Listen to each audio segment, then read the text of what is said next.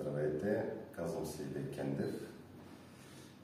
Собственик съм на няколко бизнеса. Ежедневието ми е доста натоварено, с доста шофиране, водя доста активен начин на живот.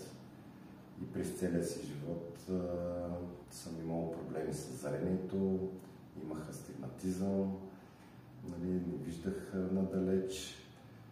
В ранните детски години имах от суета, не исках да нося очила, но след като започнах да шофирам интензивно, ми се наложи да сложа очила. Изпитвах голям дискомфорт. Дори в по-буйните години счупих 2-3 чифта очила. Късмет, че не се увредих окото при някои от инцидентите. Паралелно с това спортувам, имам хоби, играя в футбол.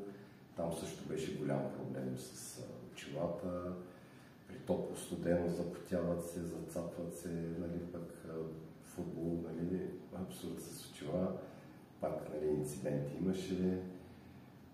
Пробвах и с лещи. Там беше по-добре положението, отколкото с очилата, но също дискомфорт.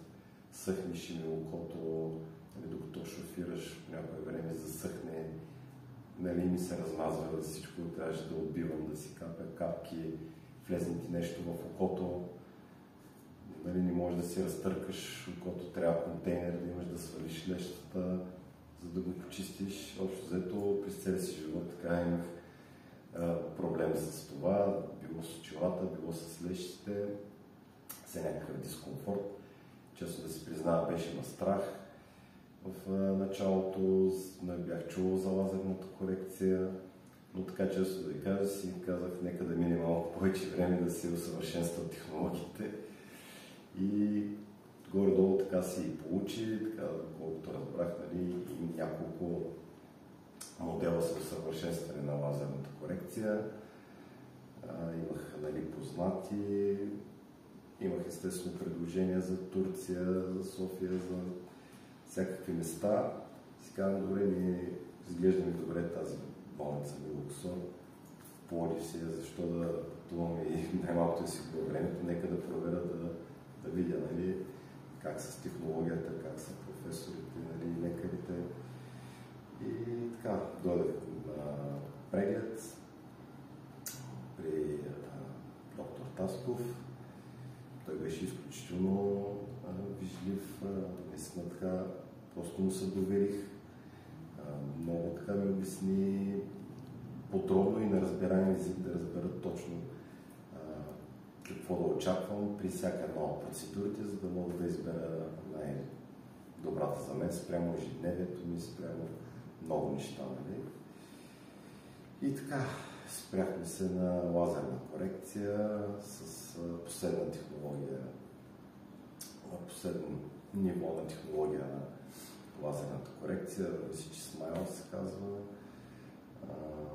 Имаше естествено притеснения, нещо да не се обърка, нещо да не стане.